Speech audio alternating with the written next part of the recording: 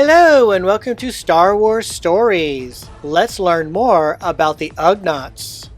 Originally from the planet Gentes in the remote Ugnaughts system, Ugnaughts were taken away from their homeworld as slaves long before the Imperial era. Entire tribes would often be sold into slavery. The remaining Ugnaughts lived on the planet's less than hospitable surface. When the Corellian eccentric and noble lord Eclysis Fig wished to build a floating mining complex on Bespin, he decided to recruit several Ugnaught tribes to help in the mining of the base metals needed to build the structure. He bought the services of three Ugnaught tribes, the Botrut, the Ised, and Irden. He promised them freedom, livelihood, and a share in the Fig and Associates' profits. Once Cloud City was built, the noble Eclysis Fig remembered his promise and gave them their freedom. To make themselves feel at home, the Ugnaughts constructed many labyrinthine and humid, red-lit tunnels throughout the city, most of which could only be navigated by their kind.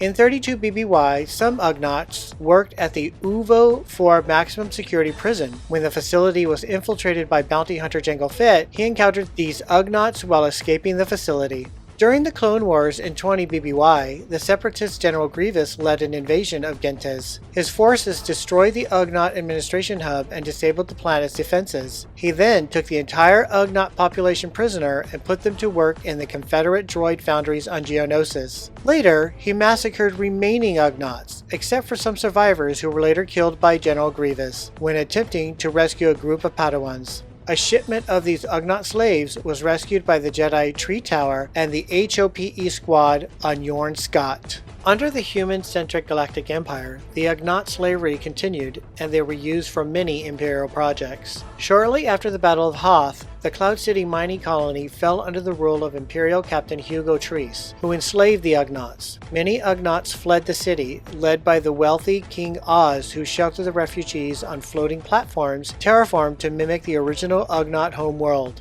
There, King Oz's Ugnaughts formed a resistance movement on Bespin, which planted bombs throughout the colony.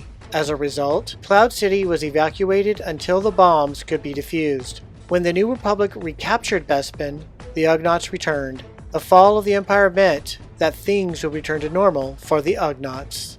And now it's time for Star Quiz! To escape from the Star Destroyers after fleeing Hoth, Han sends the Millennium Falcon straight into a field of...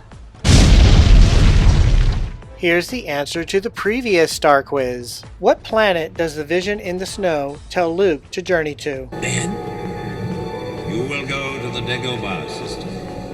Dagobah system. Thank you for watching. Don't forget to hit that like button and click subscribe.